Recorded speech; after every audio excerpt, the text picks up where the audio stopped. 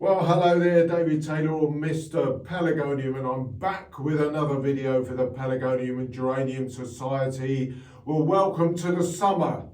Hang on a minute, it's only April. Well, in the UK, the weather's balmy. Lots of tips and tricks going on for you today. We'll have a look around the greenhouse, see what's going on, everything going bonkers because it's effectively like summer. So let's get going.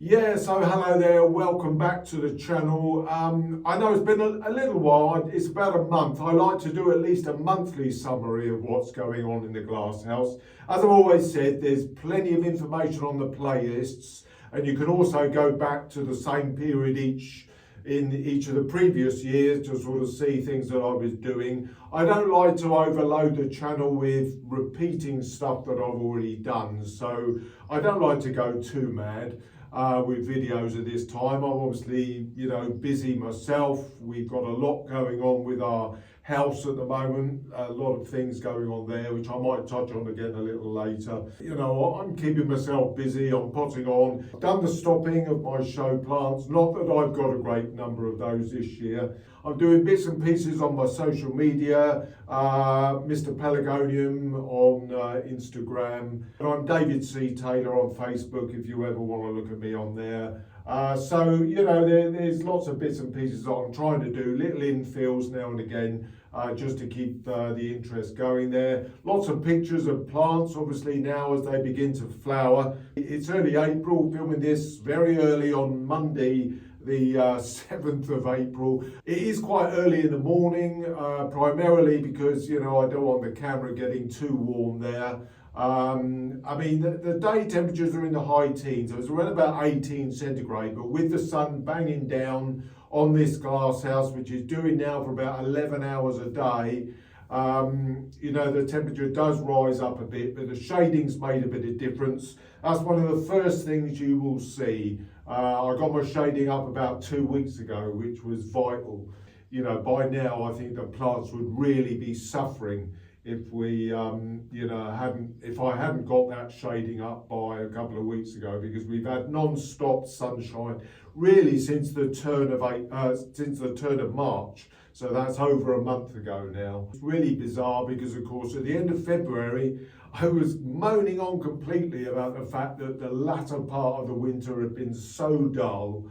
But certainly from virtually the start of March, it's completely made up for it. We've had non-stop sunshine.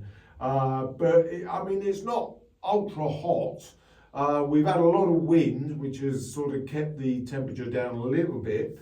But when we don't get the wind, we are still getting frost, and there was quite a hardish frost this morning. The heater is going overnight. I'm still having to keep that. The other problem though is watering. I've had to be watering because the temperature is just like at that good temperature for pelargoniums, which is sort of low 20s, I would say, during the day. Once I'm fully vented, I close up for the videos, but once I'm fully open, the day temperatures are probably so low to mid 20s in here during the day.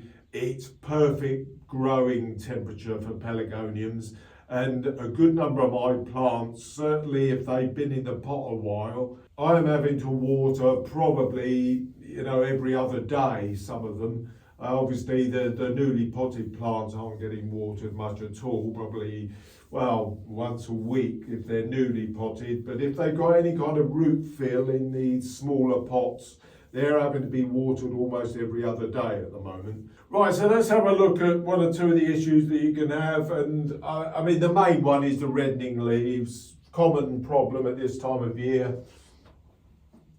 I just clip over here. I think I've got a really good example. So this is purely the stress of varied temperature. There is a lot now of good green growth coming through, as you can see on this plant. This is just a young dwarf, it's a bold cherub actually. I haven't done a great deal with this. As I've only got two, reddening leaves on here, I can just literally take these off. And this is what you can do. They won't ever recover But the thing is, if you've got a lot of them, only take sort of one or two off at a time. I can take these, I mean, you could almost see that these are pretty decorative, to be fair. I mean, they are very nice. A lot of people actually quite like these leaves, but they'll never recover. They've gone. What basically happens is the plant wants to concentrate on growing in all the tips. So all the new growth is nice and vibrant and green. These are all certainly sort of older leaves, and the plant will just ignore them.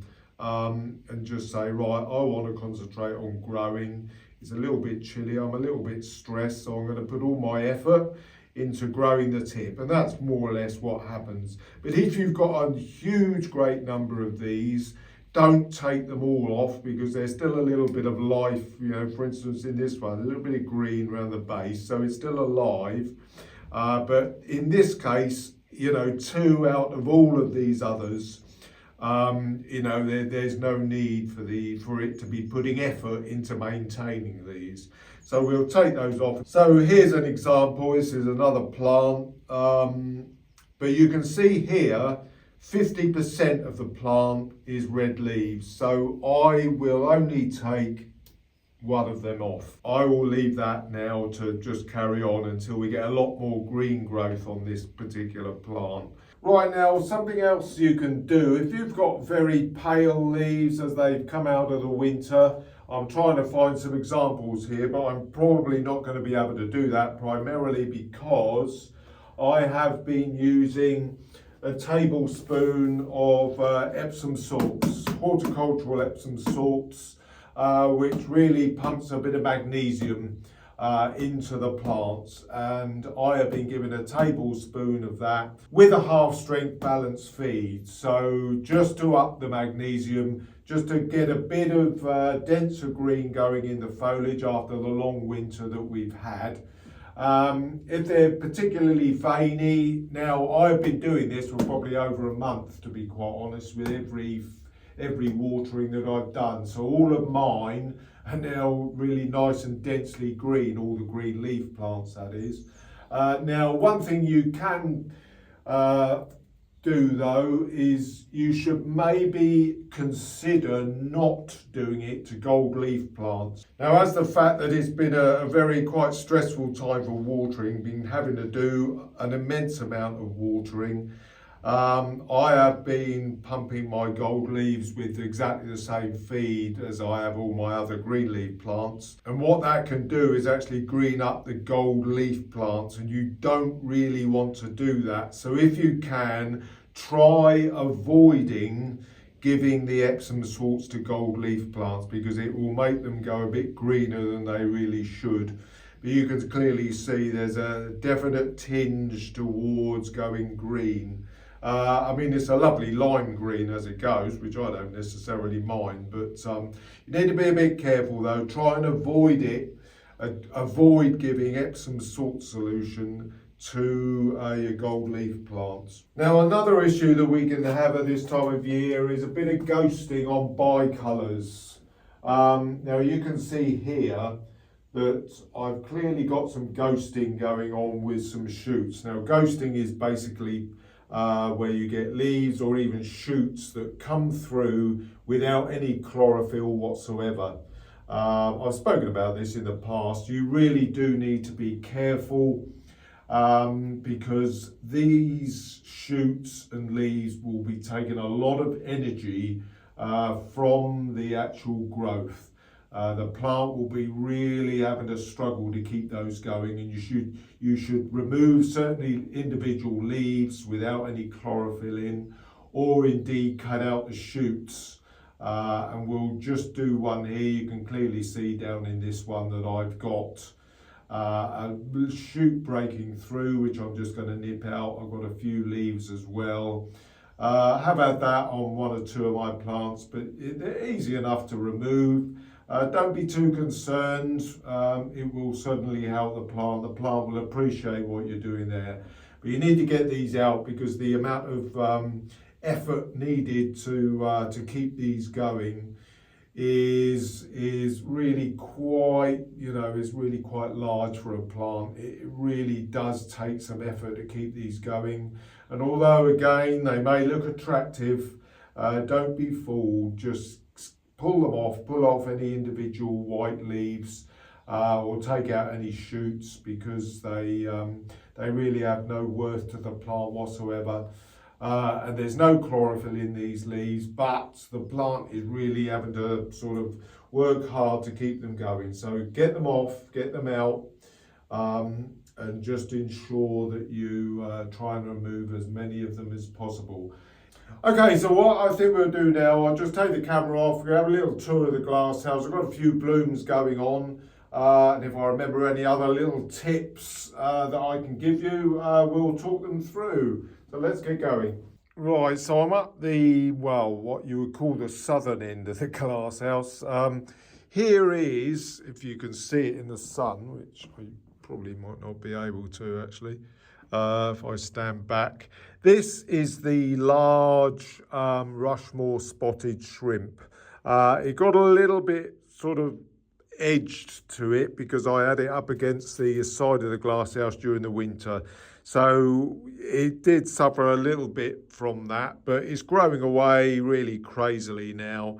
It's a really big standard, it's about 5 years old now. The trunk is over an inch thick. It's absolutely huge, but it's growing away, and as I say, it's in a 14-inch pot. Whether I'll get it to the show this year, I don't think I will. I think it's had its show days. I think this side is a bit weak this year, unfortunately, but I will keep it going. It's a lovely plant. I do love it. I did have a couple of solid colour offspring from it. Here, there is one. This one here, it's got a lovely zone to the bloom as well. And I've got another one over there behind the tripod.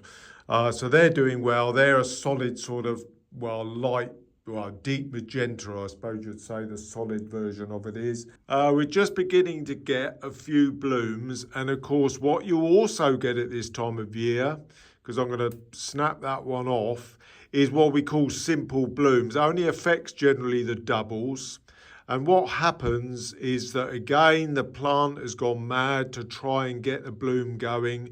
Bit of stress going on within it as well, temperature variations, the roots being still a bit cool when they're watered.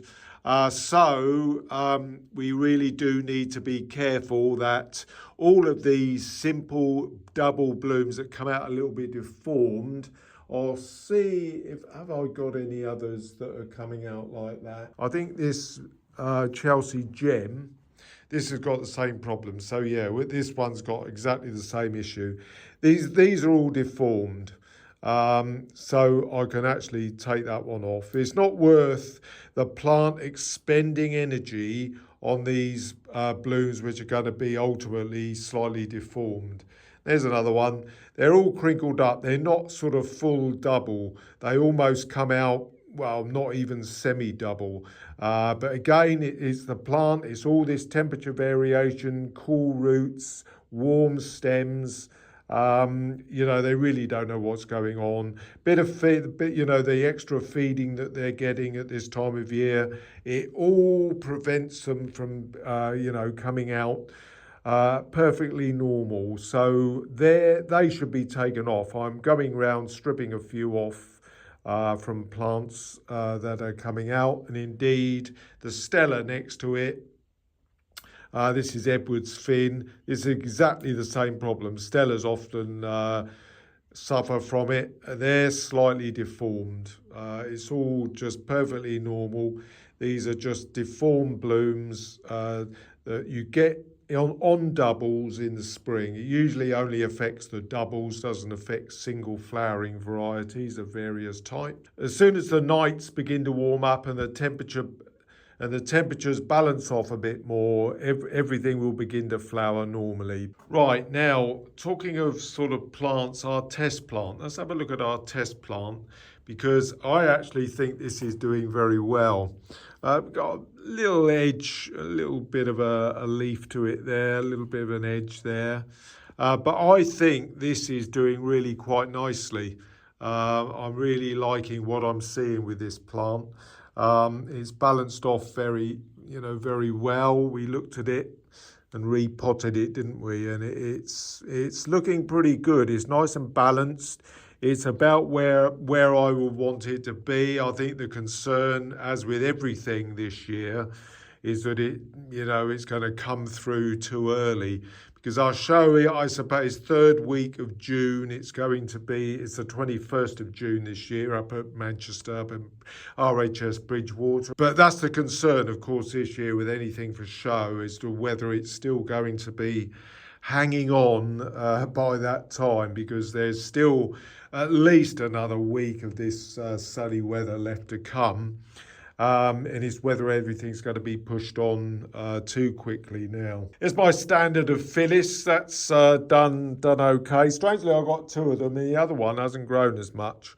But this one's doing very well. I am considering potting this up. It's only in a 7-inch plastic pot, and I want to get that up to a heavyweight sort of clay pot to be able to withstand the weight that's going to be.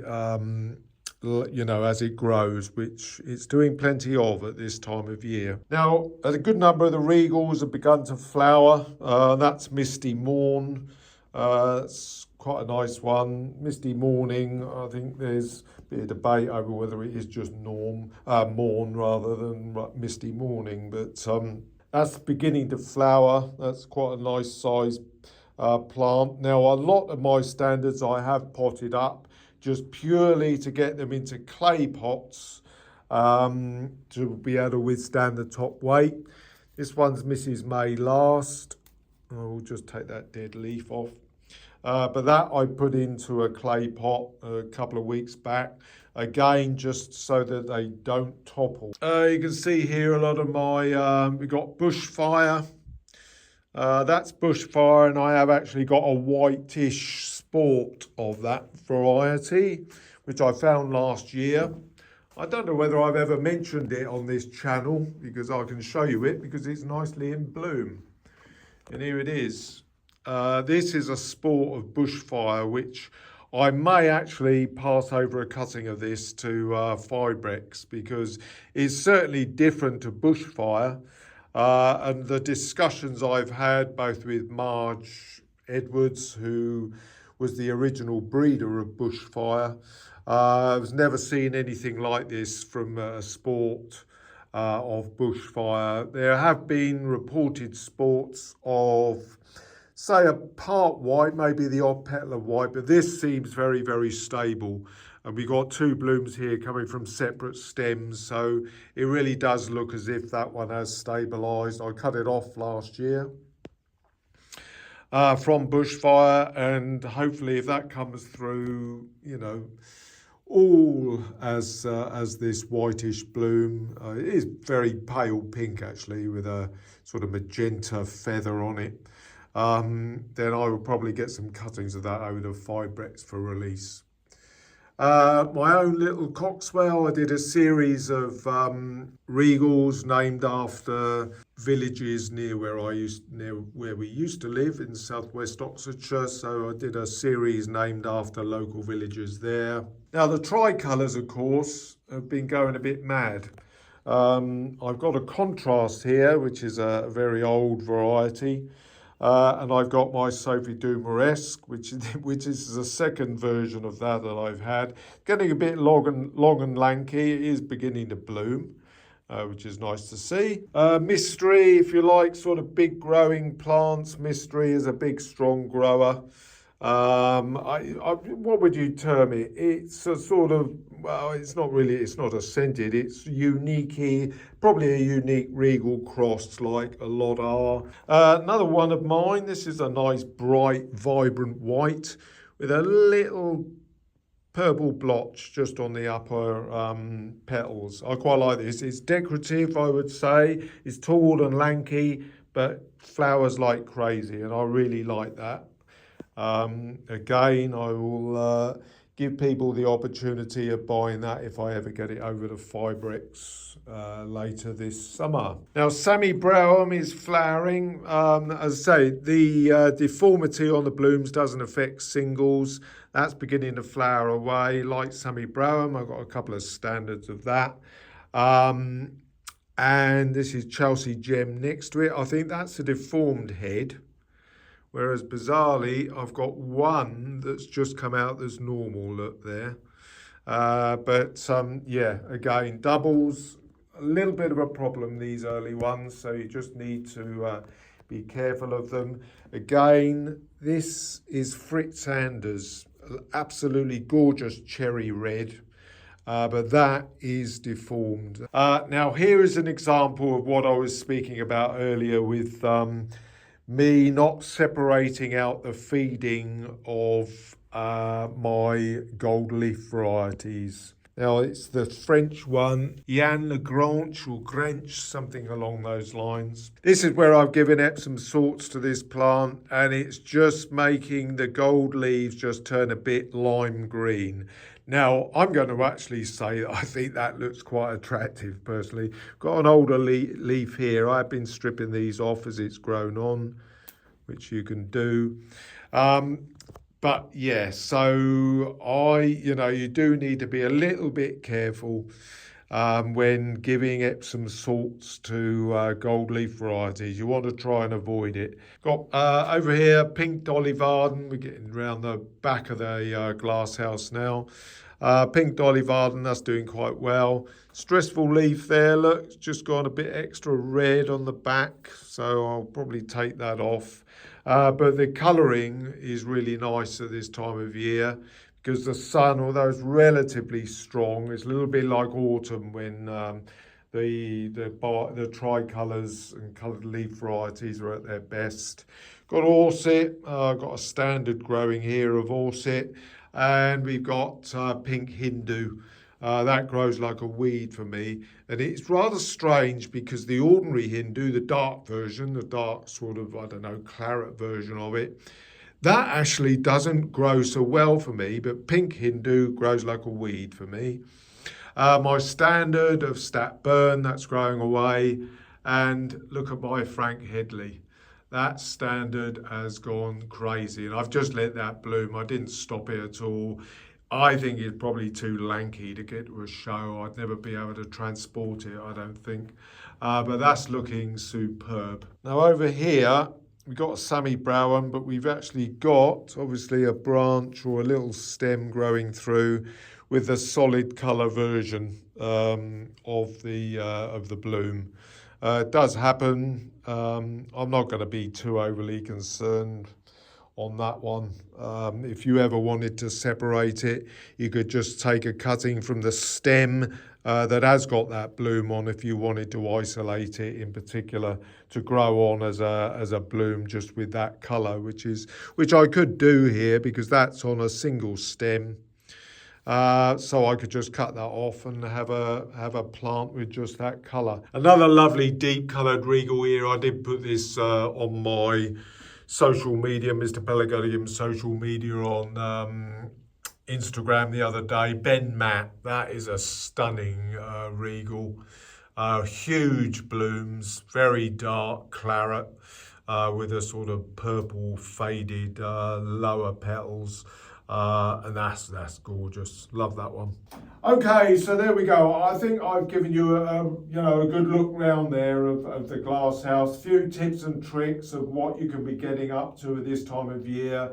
But the key thing is, as I've said, if you've got a glass house, you really, and it's in the sun for any length of time, you really do need to be thinking about getting your shading on. Now, going forward, I did sort of touch on it earlier. We are just about to undergo quite a bit of building work on our bungalow here, and I'm not entirely certain how that may or may not affect me being able to do videos here in the greenhouse. We'll have to see how it goes. I may be able to film them at various times a day where the building work's going on, but it's going to be quite noisy, certainly in the early days of it anyway. That's starting at the end of this month. So we'll have to see how it goes, but I'll certainly be uploading pictures and very short videos on both YouTube and my Mr. Pelargonium Instagram page, so keep your eyes stroked on those. We'll hopefully keep in touch as the time goes on. Okay, so that's it from me today, and I'll see you all again hopefully very soon. Bye bye for now.